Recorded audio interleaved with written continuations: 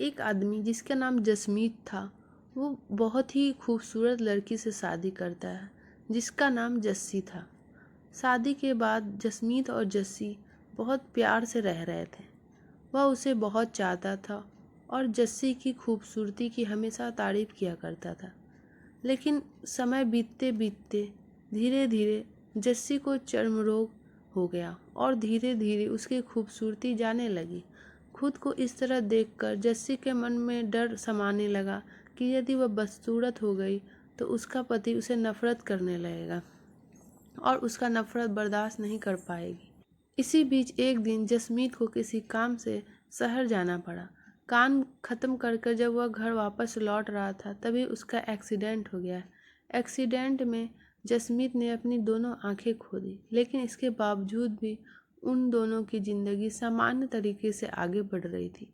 समय गुजरता गया और अपने चर्म रोग के कारण जस्सी ने अपनी खूबसूरती पूरी तरह से खो दी।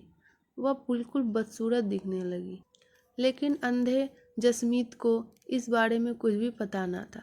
इसलिए उन दोनों की जिंदगी खुशहाल बीत रही थी, पर उसके जीवन में कोई भी उसकी बदसूरती का प्रभाव न पड़ रहा था। वह उसे उसी तरह प्यार करता था। एक दिन जस्सी की मौत हो गई। जसमीत अब अकेला हो गया था। वह बहुत दुखी था। वह उसे शहर को छोड़कर जाना चाहता था।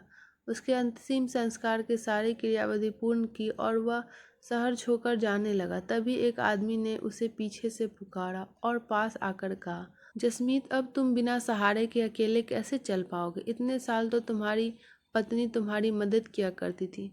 जसमीत ने जवाब दिया, दोस्त, मैं अंधा नहीं हूँ। मैं बस अंधा होने का नाटक कर रहा था, क्योंकि मेरी पत्नी को यदि पता चल जाता कि मैं उसकी बदसूरती देख सकता हूँ तो वह उससे उसके रोग से ज़्यादा दर्द होता। इसलिए मैंने इतने साल अंधा होने का नाटक किया।